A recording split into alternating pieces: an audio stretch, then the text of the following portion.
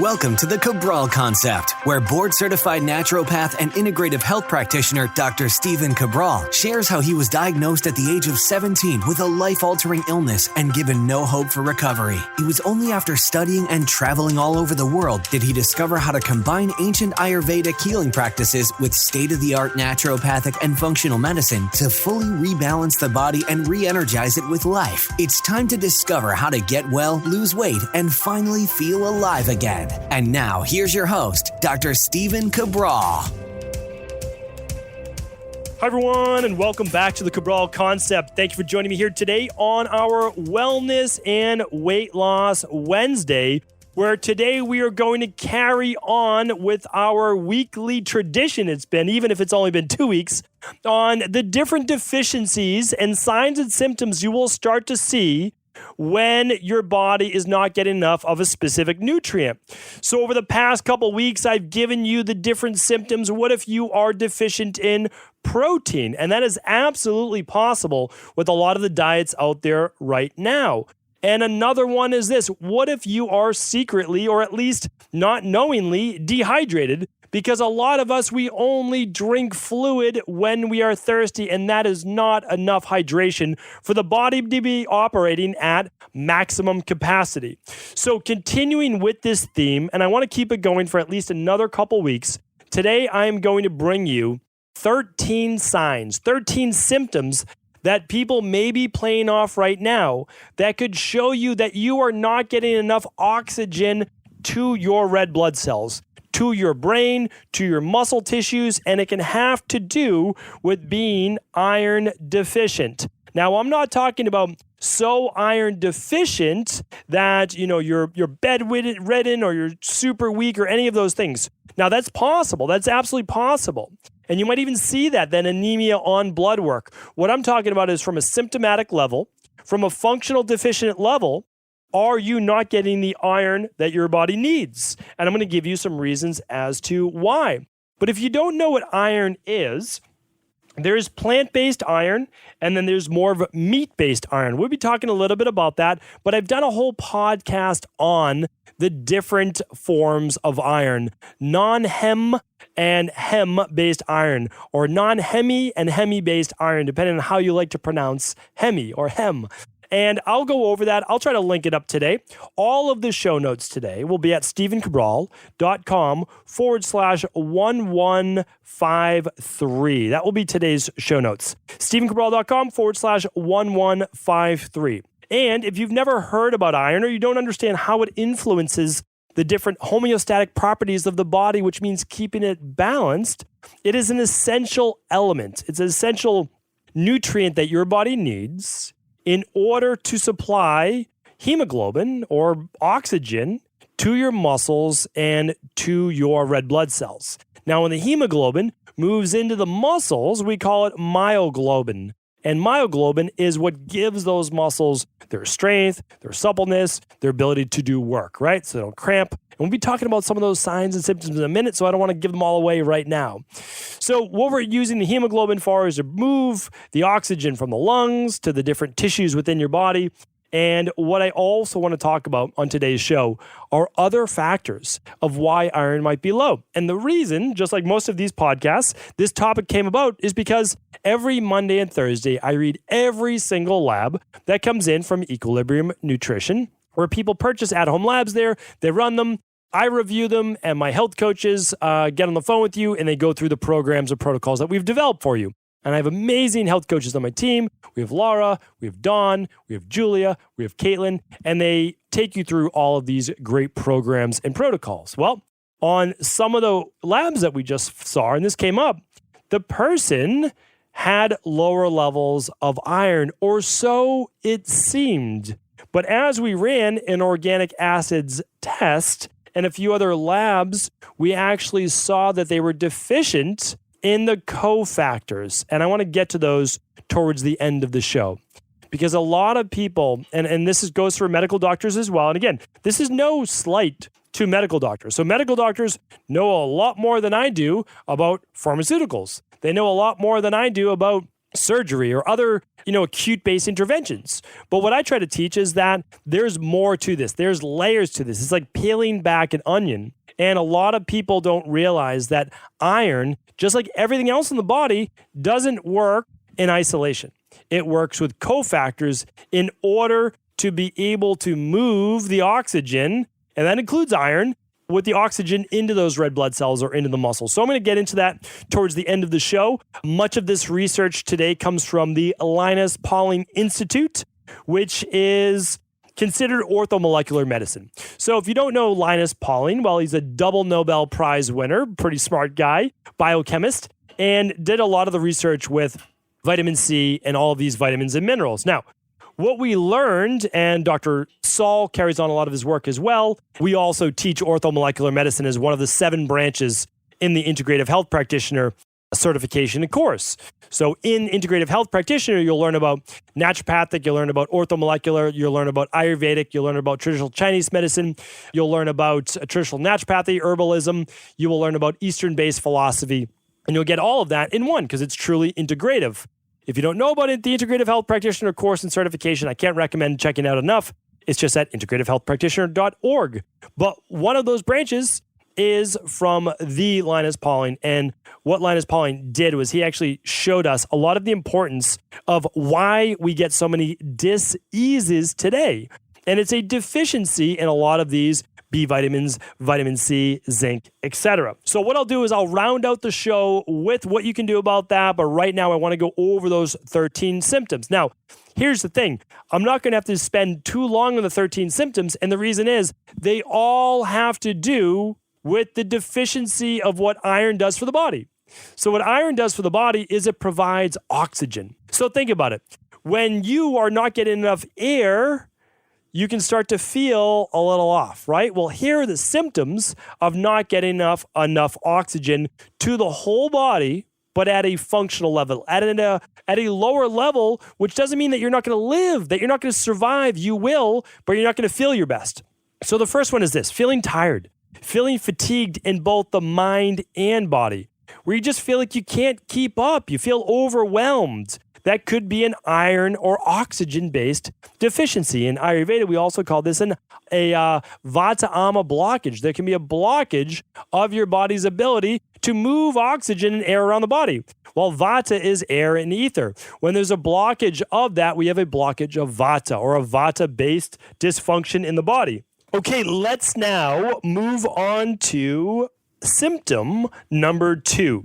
So what we want to look at here is the actual complexion of the skin. So no matter if you have very light skin or you have darker skin, if your skin looks paler than it typically would, this can be a lack of oxygen or a lack of blood flow, showing a potential iron-based deficiency. So this is a really easy one to look at. When you see someone, they look what's called sometimes a little sallow, or they look a little drawn, they look a little worn. They can actually start to get light skin, so no color in the cheeks, but also start to develop darker ring around the whole eye. Not just the under eye, but actually around the whole eye, it starts to get a little dark.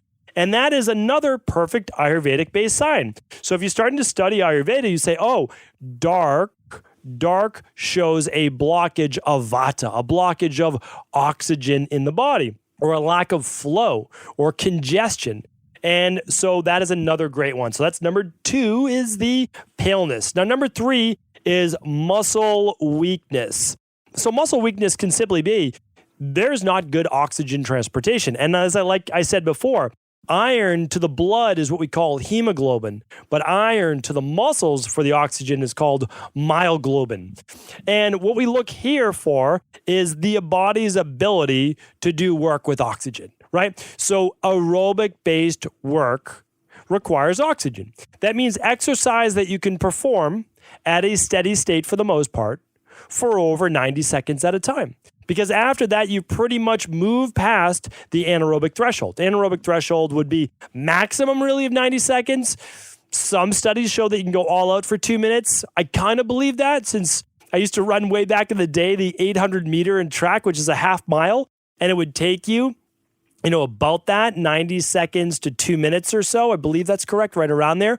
Yeah, about that. And right over 2 minutes is when I would remember I'd run it in, and you'd be absolutely done. And actually, your body would be giving out right around that just over 90-second mark. There was just nothing left. You can't go all out for that period of time. You need to switch back over to more an aerobic-based action set for the body. So that means with oxygen. Now, number 4 goes along with it, and that is muscle cramping, or I was looking in the research a little bit on this. It says, the research is pretty good on this, that for restless leg syndrome, now we work with a lot of people with restless leg syndrome, and a lot of times it's an electrolyte imbalance, okay? I'll talk about electrolyte deficiency in an upcoming series on this, so that'll be coming soon. But restless leg syndrome, about a quarter of the people who have restless leg syndrome, which means you're lying down in bed at night, you can't sleep because your legs are cramping up or they're spasming. And what we look at here is about a quarter of those cases are actually iron-based deficiency or iron-based anemia. And the body has a lack of, again, oxygen. It's all about that oxygen and circulation of the blood. You can actually have less red blood cells due to a lack of oxygen, or at least the cofactors, which I'll be getting to in a moment. Number 5 is this, shortness of breath. To me, this makes perfect sense, and I'm going to lump it in. Well, let's go with shortness of breath.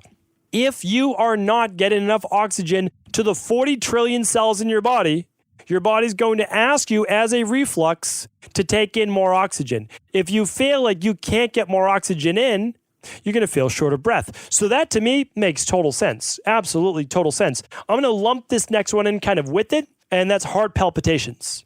Now, a lot of times, the reason you get heart palpitations isn't necessarily because of the lack of oxygen, but it's because your body then works harder and pumps harder and sometimes irregularly to transport the blood faster because it doesn't have the amount of oxygen. So it needs to work with what it does have for oxygen and red blood cells and transport that at a faster rate.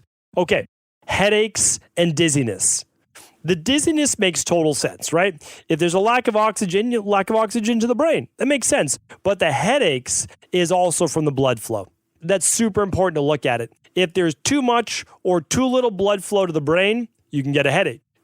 I mean, it's an ache of your brain. Like it's literally an ache of the temporal-based arteries or the sinuses that some people confuse that, that part is a headache, or the trigeminal area right behind the ear. So there's a lot going on there. Again, I've done house calls, I've done shows on this as well. But one factor potentially is iron. And I've seen that with a few women in my practice, that they were iron deficient, as long as the cofactors, and I'll share that with you because it's so important. Don't take iron alone. Take it with the cofactors. And that was overcome pretty quickly. Just if you're wondering, it takes about 2 to 3 weeks to get those iron stores back up at a minimum, okay? And then you have to keep going with it. And then you do that for 12 weeks and you're good to go. Okay, the next up is, let's go over dry hair and skin. The body repairs all of the tissue, okay? So that repairs your skin, your hair, your nails. And the way that it does that is by transporting nutrients to those areas. One of the ways that you transport nutrients is through the red blood cells and the oxygen, and you need iron in order to do that. So that's a big one, especially anyone interested in anti-aging, interested in having the healthiest head of hair that they can have, interested in being able to help with cell turnover. All of that's super important to make sure that your nutrients are not deficient, and iron would be one of those. One that I wanted to mention, why don't I lump these two together, is if you have any swelling or soreness of the tongue, and a lot of people have this, and if you look at it, it can be what's called a kapha-based issue, meaning like swelling, thickness of the tongue, and that's a digestive-based reason. However, in many cases, a swollen tongue has to do with low iron. And also soreness of the tongue has to do with what goes back to that myoglobin, which has to do with the oxygen transportation that serves in the muscles of the tongue. So that's a really important one to look at because that's one of the issues. It can go along with B12 and a few others, but that's an important one to look at. All right, staying with the mouth, dry cracks around the lips can be a sign of multiple vitamin deficiencies as well as the nutrient iron. Another one, brittle nails. We talked about that, but what about spoon-shaped nails? I don't know. I'm trying to think back. let's see, again, today is episode 1153. Okay, so in 1,153 episodes, have I done a podcast on nail diagnosis? And I'm trying to remember, I know I did one on tongue diagnosis. I'm trying to see if I've done one on nail diagnosis. If I haven't, it's going to be on my list of podcasts to do. And you know what? You know how you find this out? If you're ever in question, if I've done a podcast on it, simply go to stevencabral.com/podcast. I'm going to take a little spoonful of my own medicine and I'm going to type in nail diagnosis and I'm going to see if I did a podcast on that. And I'm doing that in real time right now. So stevencabral.com/podcast, and I'm going to type in nail diagnosis and see if that comes up. Let's see here. We have a bunch of house calls, early warning signs of nail diagnosis. Episode 634. It looks like I did a podcast on it. There we go. So check out episode 634 for nail diagnosis, what your nails tell you about yourself. And then check out the one on what your tongue tells you about your overall health. Remember, the outside of the body tells you what's going on the inside of the body.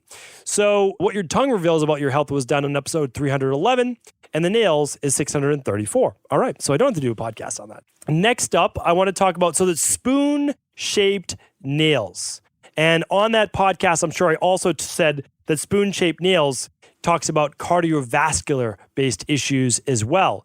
And remember, iron is needed for cardiovascular-based health. So they do go hand in hand. All right, cold hands and feet is number 12. Cold hands and feet. Now, could it be low thyroid? Could it be sympathetic nervous system stress? Absolutely. But it could also be poor circulation due to a lack of oxygen in the blood. And that can come from low iron. All right.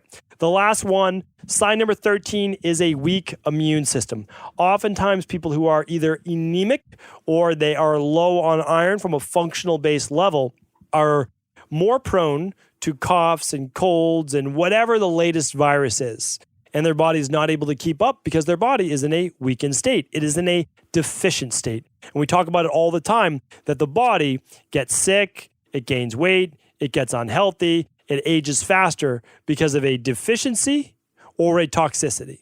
And that's what we look for. We run functional medicine labs in order to find out what your deficiencies are or what your toxicities are. Now, if you want to run an iron-based test, you want to run blood work. So you'll ask your PCP, you'll ask your MD, I would like to run my total iron binding capacity, and I would also like to run my ferritin levels. Or better yet, I would like to run a whole iron panel, and they will run the free levels. They will run all the levels for you. But you have to ask.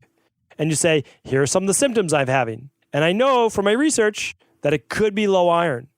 And I would like to run that to be sure. And that's a great thing to do. Might as well put your health insurance to good use for something, right? That's how we look at it. So, but the other thing you want to look at now is the cofactors. Because too many people with low iron cannot even raise their iron levels because they are deficient in these cofactors. Why would they be deficient? Well, their body has used up their levels of B12, of folate, of B6, of copper, of vitamin C. Those help with the transportation. So if you're looking to get more oxygen, hemoglobin into those red blood cells, and you run your blood work and your complete blood count, and you see markers a little high or a little low, and you say, yeah, this could be iron-based deficiency. It could be. Or it could be iron with low B vitamins, iron with low copper, iron with low vitamin C. Or it may simply be low in the cofactors of the B12, B6, folate, vitamin C. Those are all possibilities. Copper's in there as well. So the only way that you ever really know, of course, is to test. And how would you test those? Organic acids test. Your organic acids test is going to show you your B12, your B6, your B5, your folate, your vitamin C. It's going to show you all those. And then you'll get all of your mineral levels on your hair tissue mineral analysis. That's why I always tell people, if you're confused about where to start with functional medicine labs, you start with the starter kit. The starter kit is the organic acids test combined with the hair tissue mineral analysis, gives you all your vitamin levels, tells you about your gut function, tells you about detox, tells you about neurotransmitter and byproducts metabolites, tells you about mitochondrial function, tells you about ketones and fatty acids. It's 75 biomarkers. It's amazing. And then the hair tissue mineral analysis will give you your calcium, magnesium, sodium, potassium. It will tell you about your chromium and your selenium and your phosphorus and your copper and your manganese and your zinc. And then it will go over your heavy metals, such as your arsenic and your mercury and your aluminum and your lead. And so those are great ways to look at that. I've done those a couple 10,000 times. And they're great labs. They really are. I just ran mine. I've run a few of my labs and I'm finishing the rest right after my detox week, which is this week. I wait. People ask me when I run my labs. I don't do them within 3 weeks of a detox because I just want baseline levels, not what my body looks like after a detox. And so that's what I did. Did my food sensitivity, a couple others before, and I'll run the rest at the end of April. And again, I find it vitally important. My body's healthy. I'm healthy, but I want to make sure that I'm still staying healthy. That's the whole goal.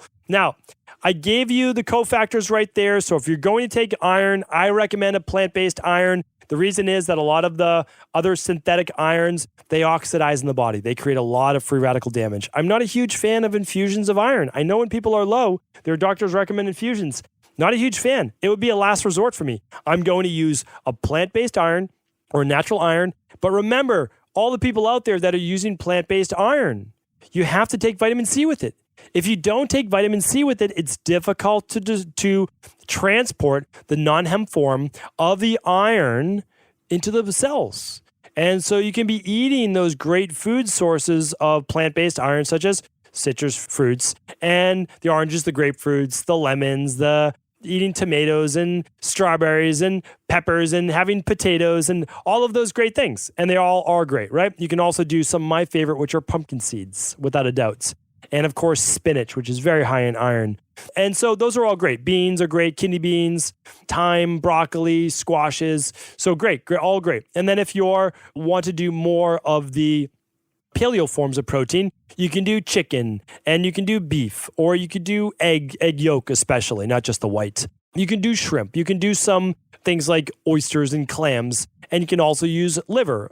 Well, obviously, that would have to be extremely important that you only get it from a pastured-based animal, or that's for chickens. And then for beef, of course, it would be grass-fed.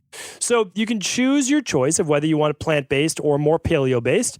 But either way, if your iron levels are low, you can use a supplement for about 12 to 16 weeks. You can use an activated B complex. You can use a full spectrum vitamin C or an alkalizing vitamin C, in addition to all the other cofactors and something like a daily nutritional support, and use it daily for 12 to 16 weeks. And then you can make sure your iron levels are up. You'll feel it by then for sure. And then you can begin to wean down some of those supplements and cofactors that allowed you to get the levels up, as long as you fix the underlying root cause. And that's what I want to end with. Why do we get iron deficiency in people? Well, there's a couple reasons. So one, during pregnancy often happens. You're producing more blood. You're not keeping up with the demands of iron. You're not keeping up with the baby's demands. It can happen during nursing as well. No matter what, any woman in my practice, they're getting a non-toxic form of iron during at least the last trimester, and then for at least the next 12 to 16 weeks after they give birth. Okay, automatic in my practice, because we're using a clean form anyways. So that's super important. Okay, but also women with heavier menstrual cycles often become iron deficient. Really important to look at that as well. And then other people in my practice, like how can a lot of the men I work with become iron deficient? How can others, like let's say postmenopausal, how can we become iron deficient then? Bone loss. It's another one that almost no one talks about. Iron levels start to go down with bone loss. So vitally important that we don't forget that or overlook that. And another way as well, and this is extremely important, especially with our practice being about 2/3 digestive based, is that a lot of people have inflammation in the gut. 28 feet of digestive tract. And over that 28 feet, they have inflammation. And that inflammation creates microscopic bleeding, right? Just like you would get a little bit of a cut, or you'd get a little bit of a rash or anything like that. And what happens is over time, that microscopic bleeding can lead to a deficiency in B vitamins because of absorption, vitamin C for repair, as well as iron through blood loss. and it comes out in the stool. Oftentimes the stool can look a little darker. It's not that medium brown color. It's not that cardboard, that corrugated cardboard color. It's a little darker. And that can sometimes mean there's a little bit of blood loss, meaning there's some blood in the stool. Now, for more serious cases, we want to make sure that there's no polyps there. So that's important to look at. But for others, it's inflammation of the gut, and we see this all the time. So yes, while we're replacing the iron, and we'll link that up today to safe sources, just go to stevencabral.com/1153. We'll link up the activated B complex. We'll link up the vitamin C. We'll link up the iron. We'll link up the starter kit. We'll link up whatever we can for you to make it easier. But also, you want to look at, and what I was saying previously before, what are the root causes? What are the reasons for this? And we want to go as deep as we can. So again, using the supplements is great. Eating high iron foods is smart. But we want to make sure that we're not just putting food in and there's a hole or multiple holes in our bucket or multiple holes in our rowboat. We don't want to be bailing out at the same time water's coming in.